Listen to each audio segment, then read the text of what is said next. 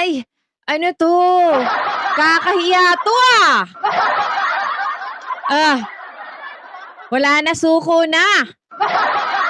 Kasi nakakulong na yung mga pinansyer, hindi na matutupad ang mga pinangako. Hmm, wala na, pahiya na naman kayo. Ano pa mga susunod na nakakahiyang mga eksena ang magaganap? Nagkakasiwalatan lahat ngayon kasi yung dalawang mga financier at mastermind ng 18 Marines na 'to, eh, nakakulong na. Mm. Wala na silang makukuha. Katunayan nga, yung una daw na pinangako sa kanila hindi pa daw natutupad lahat yun. Hindi pa nabibigay lahat yung pinangakong halaga. So, paano na kaya ngayon, 'di ba? Kaya isa-isa na nagbabaliktaran yang mga 'yan ngayon. Ngayon mare-reveal na ang katotohanan behind the Maleta and the 18 Marites. So, paano na ngayon 'yan? Pahiya na naman kayo. Actually, yung mga bobo lang talaga na sumasamba sa karton at sa may sayad, ang hindi nakakaalam, nabudol. Etong 18 Marines na 'to, nabogus sila.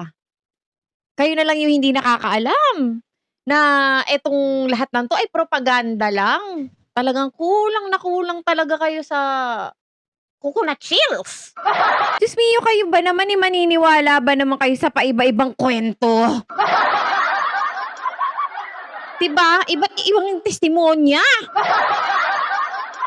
Ano yun, narinig ko yung kaluluwa ko dun, eh. 'Di ba naalala niyo ba yun, yung sumugod pa dun yung congressman ng Palawan, 'di ba? Si Alvarez ba yun? Sumugod pa dun sa hearing dahil nadawit daw yung pangalan niya, kawawa naman yung matanda, pinagod niyo pa!